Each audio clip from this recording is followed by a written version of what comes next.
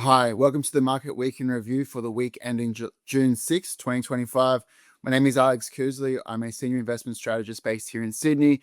And this week has been quite interesting from a markets perspective. We've seen US equities largely flat, a little bit of volatility, but moving sideways. This is recording as of Thursday close. And similar with US bond yields, we haven't seen a great deal of direction either way on the US 10-year. So there's a couple of things to go through. I think the first is on trades. So last week we had some headlines that President Trump and the US administration were frustrated with China. They believe that China was dragging their feet in terms of some of the concessions that they had provided or discussed in Geneva, largely around rare earths.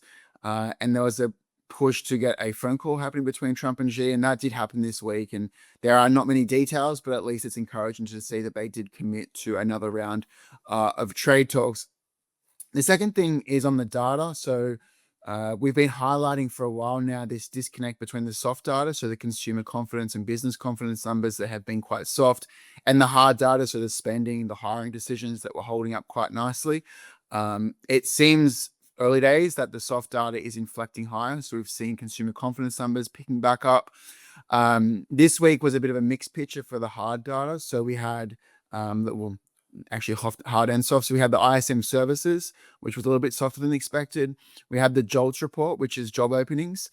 This is a bit large. It was for the month of April. That was a pretty big surprise to the upside. So it looked like there's pretty healthy rebound in labor demand coming from firms. And then later in the week, we had the ADP employment report, which is a privately run version of the payrolls report that is done by the government. And that was notably softer. And so we'll get payrolls on Friday, so tomorrow, which we'll update you with next week. But it's a bit of a mixed picture this week on the data side. If I come closer to my home, so we got some data out of China, and obviously there is a big backdrop of what is going on with trade. There is the front running that we saw of tariffs. We got the PMIs from both the government run, the National Bureau of Statistics, and the Caixin, which is the privately run, and they generally they were biased towards the softer side. And so the economy in China is still showing is still struggling and not doing particularly well. And so I think that backdrop does reinforce the idea that they are probably more likely to want to come to the table and get to a trade deal, because a trade war would be quite a big hit with that backdrop of a softer economy. The final thing is on central banks. So this week we had both the European Central Bank and the Bank of Canada meet. The European Central Bank cut interest rates by 25 basis points, or 0.25%, as was largely expected by the market.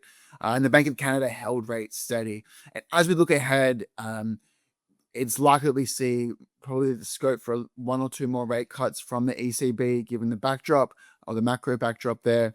And the Bank of Canada, we think, are going to resume interest rate cuts through the rest of this year. And it's really important to know that the domestic economy is still not particularly great in Canada.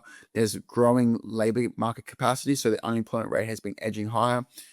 With those factors in mind, we think that there is scope for a little bit more easing from the Bank of Canada. So thank you for listening. I hope you had a great week, and we look forward to speaking to you soon. Bye. Hi, I'm Sophie Antal-Gibert, Head of Portfolio and Business Consulting at Russell Investments. If you liked what you just saw and heard, consider subscribing to our YouTube channel or check us out on LinkedIn. Thanks for tuning in.